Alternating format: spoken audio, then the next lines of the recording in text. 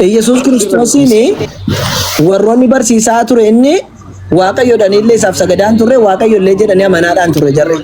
Jarri ergamaa Waaqayyo akka beeku Yesus illee ergamaa Waaqayyo dheetti deemaa ture jechuudha. Meeshi Waaqayyo bakka itti barsiise qabaa? Yesus. Inde. Eeyyan anatti amanaa jiree barsiisee jira. Nagarsiisi kaa? Natti amanaa jechuun maal rakkoo qaba? Natti amanaa hin jenne Waaqayyoodhaan jedhee ani Waaqayyo natti amanaa jedhee jira. Abbaan agarsiisi Yohaannis boqonnaa 14 keessatti lakkoofsa boqonnaa 14 keessa gad dubbiste gaafa laaltu yaago abbaan agarsiisi wayye waada maaliif callee rakkiftanii haa xumuratu taraasa nama si dura jiru jira xumuradha Eeliyaas itti darba jaratti. Abbaan agarsiisi gaafa isaan jedhani ani abbaan tokko akkamitti abbaan agarsiisi naan jettu namni ana argee abbaa argee jedhe sambarsiisa. Tole isaaf abbaan maaliin tokkodha? Waaqummaadhaan tokkodha. Waaqummaan tokko taanaan Waaqayyo maaliif Yesuus waaqummaa kenneef ree?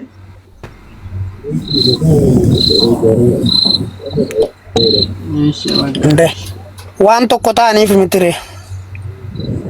Yoo tokko ta'a waaqummaa irraa fudhatuun qabu kaasila waaqummaa qaba ture sila waaqummaa irraa fudhatu Yesuus garuu waaqummaa yeroodhaa booddee irraa fudhate abbaa irraa yeroo booddee kenneefi jireenya illee abbaa irraa fudhate Yesuus Kiristoos ofii isaan qabu ture tokko soo ta'anii jireenya fudhatu abbaa irraa. No inni wanta gara biyya lafaa kana dhufe furmaata ta'ee karaa ittiin dhala namaa yookiin nama jireenyatti deebisu. Hafuura fudhadhu bakka shinaa biraa waliin dubbadha xiqqoo nama osirra beekur. Gunuma an dubbattamu nama biraa waliin dubbadhu. Nan dubbadha. Ayyee. Jirtu Ustaaz Munzir. Ustaaz jira. Itti dubbadhaa kalaasmee. La dubbadhaa itti fufa. Bishaa galamtanii? Dubbachaa deemoo taate malee. Buu bakka isaan agarsiisi gaafadhu Ustaaz deebisaaf ayyee. Isin na gaafatu? Isin gaafadhu Eliyaas. Deebisaaf yaaboo. Ayyee. Amma. Quraanni jecha eenyuti? Jecha Rabbiiti. Rabbiin kun isa kami? Uumaa dachii fi samii. Rabbii uumaa dachii fi samii kan jedhu jira quraanarra. رب السماوات والأرض وما بينهما الرحمن جد ربي سوان دتي كيساتي في وان سمي كيسا أومي واني جدو جرى لما نيل دتي سمي جدو وان جرو اللي إسا أومي إسا مالي ربي براكن جرى جتشون Rabbi ani Yesuus itti beeka wangeelli Yesuus tu Rabbi jedha. Eessatti akkasidha? Yohaannis boqonnaa tokko lakkoofsa 10 irratti jedha. Rabbi maal jechuudha Rabbi jechuun? Yesuus Rabbi jechuun maal jechuudha achitti? Achitti maal jechuudha Rabbi jechuun? Barsiisaa jechuudha. Maarree barsiisaa jechuudha kan inni. Afaan jaraatiin inni barsiisaa jechuudha. Ani immoo uumaan siin jira. Barsiisaan Waaqayyoodhaa ree? Maqaan Rabbi lama abbaare boleessa. Maal jetti? Barsiisaadhaafis bahee waan biraatiifis baare gara lamatti afaan maaliitiin jedhu. Afaan maaliitiin Rabbi ka jedhu kan macaafa keessaa?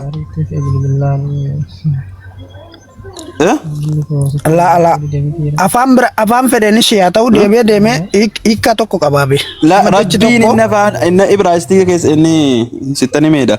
Inni macaafa keessaadha afaan maaliitiin Rabbi ka jedhu?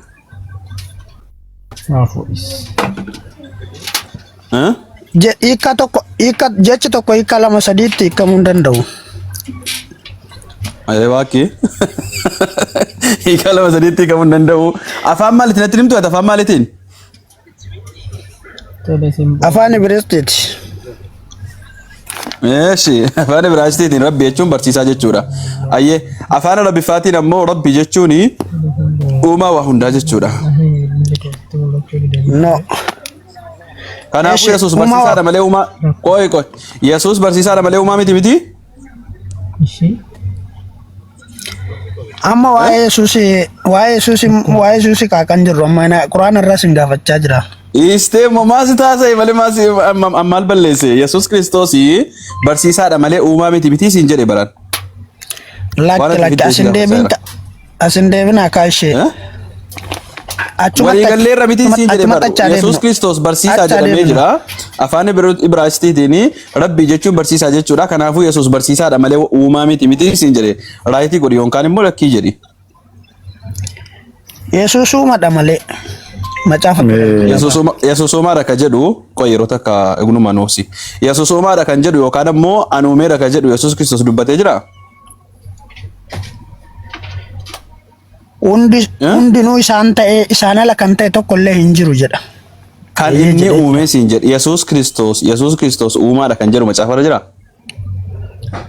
Isaan ala kan ta'e hin jiru kan jedhu maal jechuudha isaan ala kan ta'e isaan ala hin jiru jechuun maal jechuudha? Eenyutu isaan taasise? Isaan ala kan ta'e. Eenyutu isaan taasise? Isaan taasise osoo hin taane isaan ala kan ta'e hin jiru jedha. Isatu taasise moo isaan taasifamee siin jedhe bar? Isumaan taasifame eeyyen. Eenyutu isaan taasise? Eenyuun qabu malee. Eenyuun qabu malee. Macaafni dubbataa maal taate Eliyaas? Macaafni dubbataa bar? Maal jedha? Qorontos tokkoffaa boqonnaa 8 lakkoofsa 6 nuuf garuu Waaqayyo tokkichatu jira innis abbaa isa waan hundumaa uume jedha. Yesuusiif waa tokko illee naan bisne waa Yesuus uumu. Miti illee naan bisneefi. Okay. Akkas jedha miti. Abbaan sun akkamiin abbaa sani arguu dandeenya? Silaa abbaan namni anan beekne abbaan beeku jedha silaa.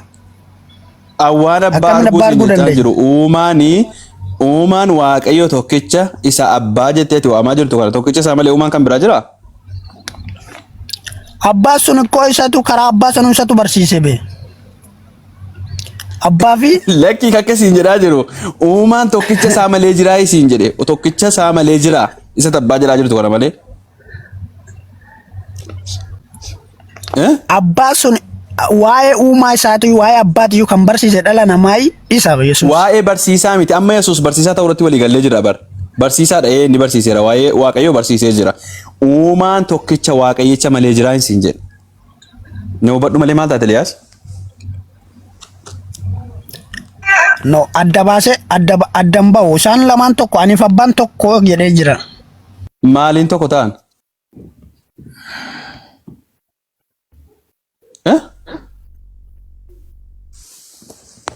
Ante?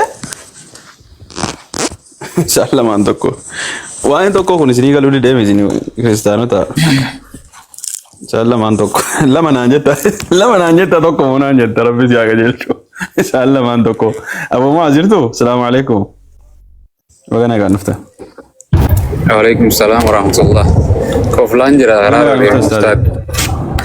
Ayyeesh yeroo isinitti mijatu viidiyoo keessan banadhaa shaa jedhaati as ba'a. Adduu mijjate inshallah. Na kofalchiisaa jiranii beektu? Wallahi nama kofalchiisan. Akkinaan jedhu laala ustaazi. Isaan lamaan tokko naan jedha. Lama akka ta'e natti maa jira. Macaafni uumaan tokko jedha. Eekkasi. Isaan lamaan tokko moo naan jedhan immoo. Allahu akbar. Wallahi rabbi nama jalli. Suma dura deemaa jira bara. Rabbiin isaan akka ta'e cubboo afaan Oromoo kana dura baradhaame isaan lamaan jedhaati tokko naan jedha. Lama jettee. Isaan lamaan tokko jedha. Namni koo osoo dhaggeeffata dubbate. Waanuma haasa kun osoo dhaggeeffata dubbate. Qoy nama dura kee jiru jiraati nagaasii haa ta'u waan ofii. Nama dura kee jiru jira. Ajaa'iba wallahi. Dhugnuma itti fufi dubbadhuati. Baay'ee obsa qabda ati carraa kee nama baay'ee dubbate. Galatooma egaa yoo walirraa barachuuf ta'e yoo wal amansiisuu osoo hin taane walirraa barachuu wal amansiisuun xiqqoo cimuu danda'a. Yeroollee fudhachuu danda'a. Wal amansiisuu illee aangoo hin qabnu bare kunuma kan nama amansiisu rabbi. Jechuun yeroollee barbaada. Qo'annoo gadi fagoollee hin barbaada. Anyway gaaffii isin kaastan irratti tokko Iyesuus Kiristoos Waaqayyoodha waaqamuu nama kan jedhu sana. Isarratti yaada koo kennuudhaafi Iyesuus Kiristoos guutummaatti waaqas ture guutummaatti namas ture. Okay. Waaqni illee suma akkasumallee namaa jechuudha Yesuus. Kuni kana gaafan jedhu siin ibsa. Waaqayyo ta'uu isaa kan agarsiisu akka wangeela keenyaatti wangeela. Waaqayyo ta'uu isaa kan agarsiisu osoo hin ta'in. Qoosii sitti ni maakke. Waaqayyo ta'uu isaa fi nama ta'uu isaa siif ibsuufi. Ishi dubbadhu ishi. Ati yoo obsite eeggate waan ta'eef sin dhaggeeffadha dubbadhu. Akka inni itti waaqa ta'e Yohaanis tokko irratti dubbifachuu dandeessa. Jalqaba irratti dubbicha ture dubbichis Waaqayyo ture jedha.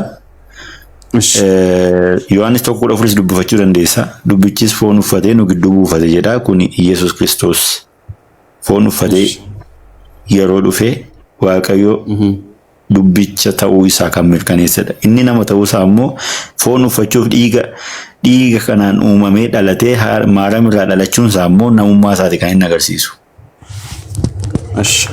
Xumurteettaa? Itti fufuu dandeessee gara kanatti gaaffii qaba. Baay'ee gaarii. Yohaannis tokko irratti akkas jedha. Sagalichi jalqaba waan hundumaa dura ture. Sagalichi Waaqayyo bira ture. Sagalichi ofii isaatii Waaqayyo ture jedha. Dhageesseetta miti yeroon dubbisu. Eewa. Sagalichi kun Yesuus Kiristoosii? Sagaleen kam? Sagalichi jalqaba waan hundumaa dura ture kun Yesuus Kiristoosii? Sagalichi Iyesuus Kiristoosiin otoo hin taane sagalee hafuura qulqulluuti.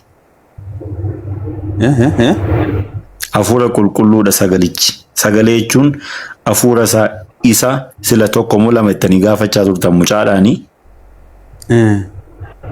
Sagalee hafuura qulqulluuti moo sagalee Waaqayyooti kun? Hafuura qulqulluutiin ture. Sana booda sagalee hafuura qulqulluuti moo sagalee Waaqayyooti kunumaa? Sagaleen suni Waaqayyo irraa dhufe.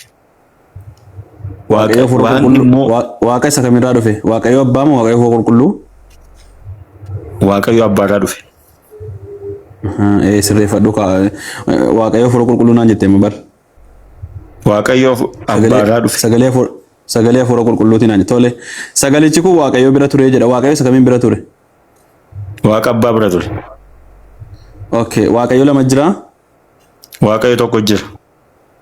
Inni bira ture kunoo Waaqayyo miti? Waaqa abbaa fi ilmaa, Waaqa hafuura qulqulluu sadan tokkicha. Waaqa sadii ture? Waaqa sadan tokkicha. Abbaa ilmaa hafuura qulqulluu. Waaqa sadiitu Waaqa tokko ture. Tokkichi sun abbaa namoo ilma? Abbaadha. Ilmoo Waaqayyo moo Waaqayyo miti? Sitti ilmi ergameetiif akka namaattis akka Waaqaattis ta'ee nu tajaajila biyya lafaarratti. Akkuma Nabii Muhammad keessan jechuudha. Nabii Muhammad keessan lafas ture labar. Haa ta'u rakkoon qabu lafa ture. Waaqayyo moo Waaqayyo miti ilmi? Waaqayyo moo Waaqayyo miti ilmi? Waaqayyoodha. Waaqayyo meeqa dha? Waaqayyo meeqa? Waaqayyo tokkichuma. Abbaa moo ilma tokkichi sun? Waaqayyo abbaa ilmaa fi hafuura qulqulluun tokko nuuf. Eessatti akkas jedhama caafara jira wanta akka jedhu? Kan maal jedhu barbaadde? Sadan isaanii tokko kan jedhu. Iyesuus waaqamuu maadha kan jedhu barbaadde? Lakki Yesuus inumaan namaa jedhee jira. Waaqayyo lama eega kanaan jedhaa jirtu. Maal nama duwwaa miti waaqummaa isaas maan fudhattan isin? Waaqummaa isaas fudhadhaa. Sadii tokko ta'e kan jedhu sun jiraa siin jedhama caafara. Sadii tokko kan jette sun. Sadii tokko jechuun naan galle waaqa abbaa waaqa sadan isaanii tokko naan jette miti. Sadan isaanii Waaqayyo tokko walitti naan jechaa jirta miti. Burtee muutii godhadhu.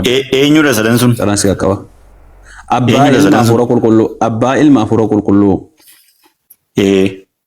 Sadan isaanii tokko kan jedhu macaafa isa jira. Maaliif hin jiru? Bakka kamitti barraa'e? Sadan isaanii waaqa tokko kan jedhu barraa'e jira?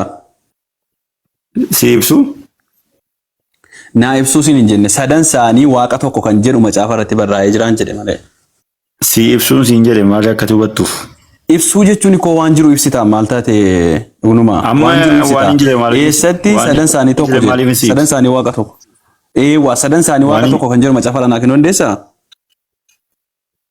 si ibsuuf siin jechaan jira bara ilaala akkasiin jedhe gunuma jira yookaan hin jiru naan jedhi kaati macaafa keessatti sadan isaanii waaqayyo tokko ka jedhu jira eeshi sadan isaanii waaqayyo tokkicha ka jedhu macaafa lanatti bakka isaa kunoona eegi. Ishi. Caqasa bichaa naa kennita san booda waliin dubbisna. Ani siin dubbisa. Rakkoon qabu waliin dubbisna.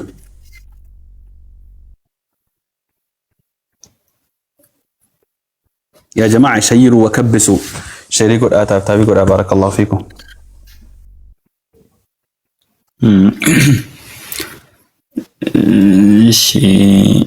maal jedha beektaa Maatiyus 23:9 baafadhu. Dubbisi rakkoon qabuuti. Dubbisi waliin dubbisna waan jetteef 23:9. Lakki waan hafasee jiru waan natti himteef hin jedhe. Waan hin beeku natti himte waan ta'eef kanaaf hin jedhe. 23:9 miti Maatiyusiin. Egaa dhaqaa maqaa abbaa kan ilmaatti kan hafuura qulqulluutti sadan waaqa tokkotti isaan kan hafuura qulqulluutti isaan cufuudhaan saba hundumaa bartoota godhaa sadan waaqa tokko kan jedhu eessa jira. Maqaa eenyu siin jedhe? Maqaa jedha kaa jarri kun sadan waaqa tokko kan jedhu macaafa irraa dhagaa naa kennis hin jedhe. Maqaa abbaa ilmaaf hafuura qulqulluutti jedhe. Maal maqaan muka waa baay'ee jira keessa maqaa waa baay'ee jira maal taate maqaan namaa jira kan Mikiyaasii jira kan Irmiyaasii jira kan Moosee jira maqaan baay'ee jira maqaan baay'ee jira maqaa abbaa fi ilma hafuura qulqulluutiin abbaan tokkichuma sadan kun waaqayyo tokko sadan kun waaqayyo tokko Maatiyus 3:6 inni kun ragaan ta'u miti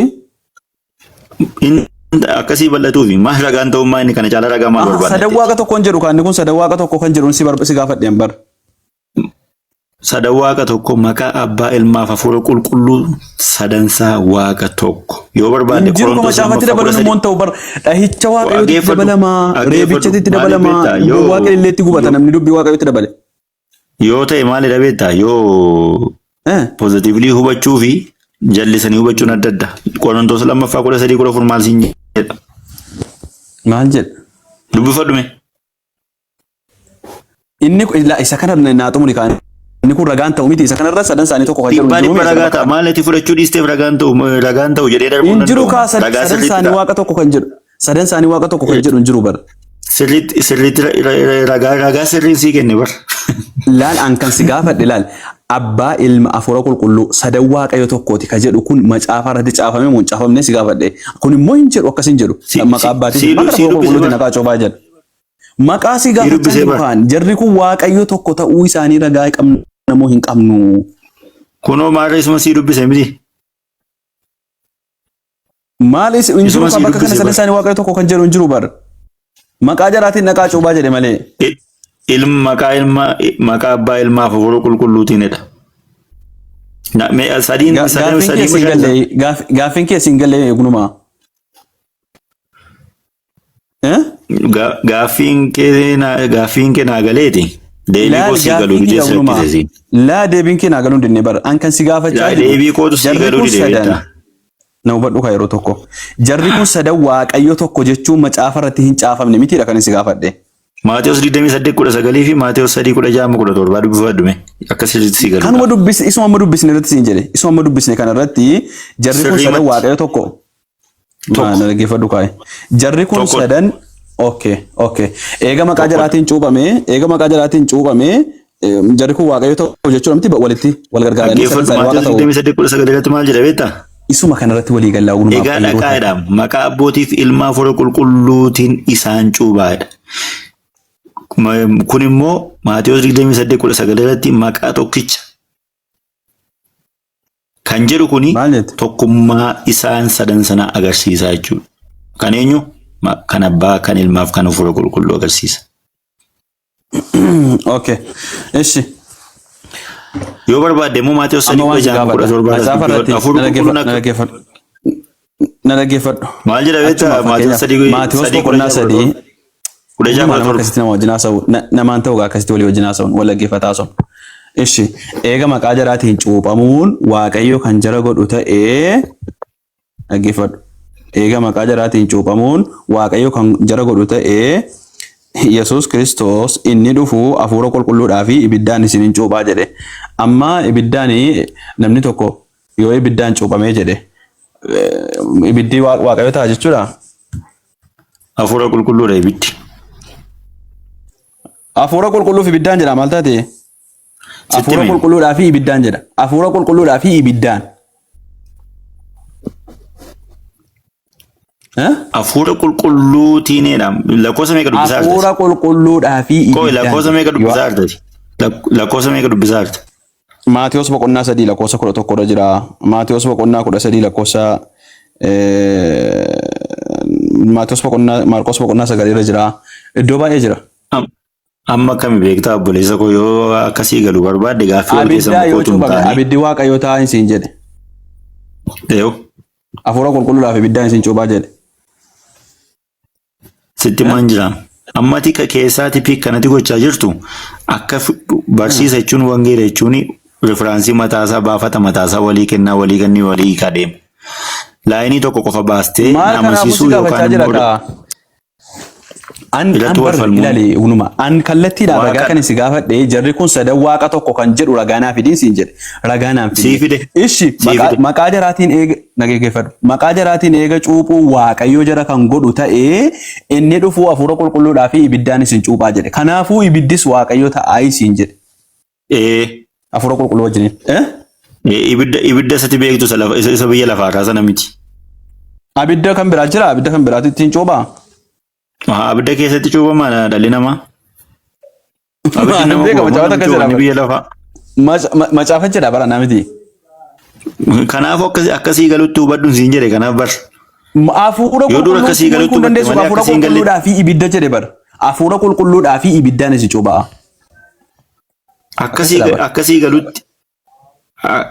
Akkasii galutti yoo hubatte atama isa kamirraa dubbiste Maatiyos boqonnaa 3 lakkoofsa 11 jira. 3 lakkoofsa 11 dubbisteeti. Sii deemaan jira bare achittis. Eenyure hafuurri qulqulluu fi ibiddaan gaafa cuuphee ibiddis waaqayyo taare. Kunoo sii banii sii dubbisa. Haasaa kee osoo hin taane wangeelonni amansiisa. Okay, Maatiyos.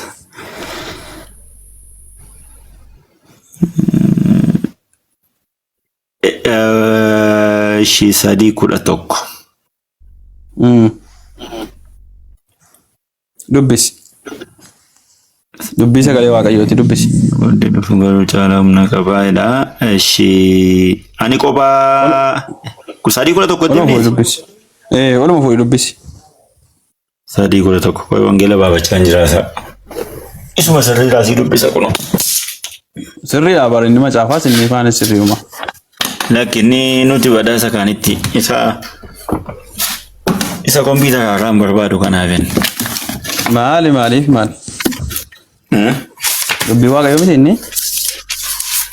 Teknooloojiidhaan abbaan barbaade akka barbaade gochuu danda'a nuti. Maali isa kana tokko barbaadan godhaa jiru? Tokkuma barreessa sana tokkuma barbaadan godhaa jiru. Inni gaasin bukkeetti ta'uu danda'a malee nu bukkeetti miti. Laa wallaahi isinuma biratti maxxansa bara kanaa jedhanii bakka fooyyessanii maxxansa. Inni sitti mee bar. Eeshi gara tokko barbaadanii jaa.